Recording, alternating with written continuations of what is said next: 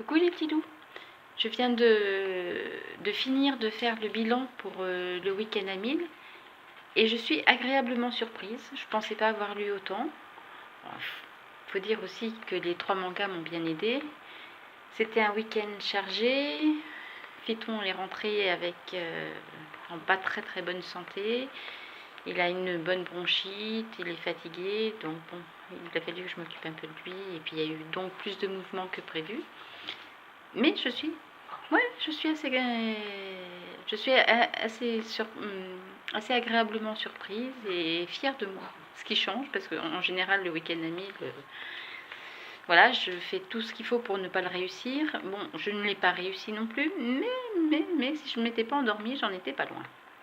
Donc, durant le week-end à 1000 a été lu Anna et son fantôme, le tome 2. Alors, Anna et son fantôme, pour ceux qui ne connaissent pas, c'est l'histoire d'une une adolescente dont les parents viennent récemment de divorcer et sa maman décide d'acheter une maison, mais complètement insalubre. Et évidemment, cette maison ne se contente pas d'être insalubre, elle a en plus la désagréable malchance d'être hantée par un jeune fantôme qui s'avère être à peu près de l'âge d'Anna, même si ça fait 300 et quelques années qu'il est fantôme, donc je vous laisse imaginer à peu près l'époque. Et Anna, dès qu'elle voit ce fantôme, non seulement elle n'en a pas peur, mais en plus elle tombe amoureuse de ce fantôme.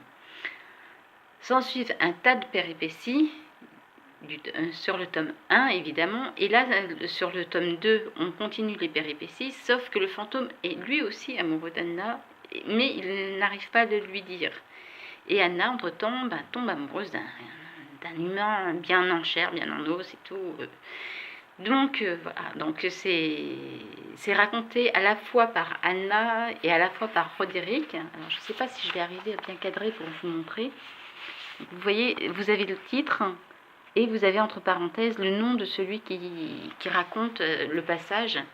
Les chapitres sont très courts, donc ça se lit très vite et comme c'est bourré d'humour, ça se lit encore bien plus vite. Voilà, donc là c'est déjà un nouveau chapitre, donc 2 pages plus loin. C'est vraiment, je vous le conseille, c'est frais, c'est mignon, voilà, bon, l'article va venir d'ici quelques temps. Je le mettrai sur le blog Coucou les petits loups, avec une référence sur Michaeline et ses livres, parce que je sais que c'est le blog de référence depuis des années. Il s'est scindé en 2, puisque je garde la partie jeunesse sur un nouveau blog. Mais bon, je vous mets tout ça bientôt, parce que franchement, j'ai qu'une hâte en fait, qu'il y ait un 3e tome. Donc pour savoir un peu plus ce qu'il en est, même si à la limite, celui-ci se termine de façon à conclure. On pourrait très bien rester comme ça. Mais bon, je me suis attachée au héros et puis j'aimerais bien avoir une suite.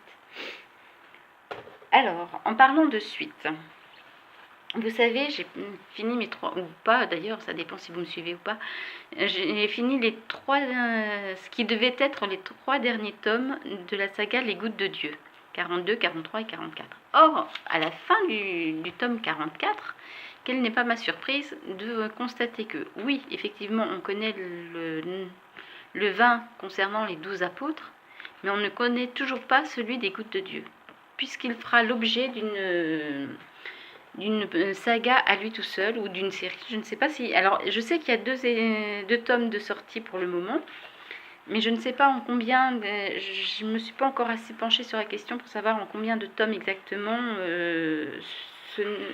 ce sera d'ici là. Ça s'appelle Les Gouttes de Dieu, le mariage. Alors je pense que je vais avoir il faudra lire à l'envers, à mon avis, parce que avec la caméra, ça va donner à l'envers.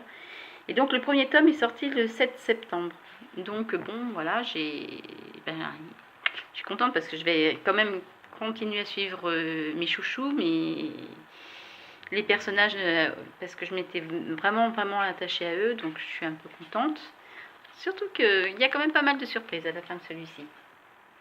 Et puis donc j'ai continué, plus que je ne l'aurais pensé, le livre d'Olivier Roland, Tout le monde n'a pas eu la chance de rater ses études. Pourquoi ? Je voulais changer au départ pour pas finir dessus.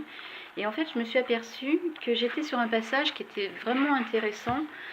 Il parle sur ce passage-là des études. Pourquoi l'éducation nationale n'est pas si intéressante que ça. Et pourquoi il est plus intéressant de se former soi-même. Donc, ce qui fait que j'ai terminé à la page 88. Alors là, j'en ai grignoté un peu plus depuis hier, donc ça fait légèrement plus. Mais voilà, dans la salle d'entente, j'en ai lu une dizaine de plus. Donc voilà, j'en étais à la page 88. Et le point de vue est assez véridique, je dirais, est assez bien trouvé. C'est vrai que faut pas se leurrer, on n'est pas les meilleurs en éducation scolaire. J'ai même à ce sujet vu des reportages où l'éducation scolaire n'a rien à voir, ni alors complètement rien à voir, elle est plus permissive, plus à l'écoute des enfants. Et je pense que ce serait intéressant de se pencher beaucoup plus sur ce thème, mais ce n'est pas le sujet de la vidéo. Donc voilà, alors tout ça réuni fait que en tout j'ai totalisé un nombre de 984 pages. 984 pages. Si je ne m'étais pas bêtement endormie, j'aurais pu finir mes 1000 pages. Bon, d'accord. Merci les gouttes de Dieu quand même. Hein. Rien qu'à eux, ça fait un peu plus de 4, 6, un peu plus de 600 pages, rien que les trois tomes. Donc voilà, non, je suis assez contente puisque souvent je mélange BD, manga, album jeunesse et malgré tout, je n'arrive jamais à faire les 1000 pages. Donc je crois que je me donne un malin plaisir à le rater, on peut dire ça comme ça. Sans quoi, je ne vois pas trop comment je peux expliquer le fait que j'arrive à me planter lamentablement à chaque fois. Mais une chose est sûre, c'est que je passe toujours un agréable moment à essayer de le faire. Et je suis contente d'avoir pu relire un peu et de façon aussi assidue, puisque vous savez très bien, ceux qui me suivent savent très bien que depuis quelques mois, ce n'était plus le cas. J'arrivais plus du tout à lire. Et là, de remettre le pied à l'étrier de ma passion me fait énormément, énormément plaisir. Il est vrai aussi que je vais lire de plus en plus de livres jeunesse pour le blog Coucou les petits loups, mais pas seulement. C'est un sujet qui me passionne et fait partie des projets que j'ai en tête à l'heure actuelle. Voilà. Donc, c'était le dernier Week-end à 1000 de cette année. J'attends les Week-ends à 1000 2017 avec impatience, en espérant faire aussi bien qu'aujourd'hui. Voilà, la vidéo va se terminer. Je crois que c'est une des plus longues que j'ai faites de ce week-end. Et puis, je vous embrasse tous. Je vais aller voir vos résultats. Et puis, je vous dis à bientôt.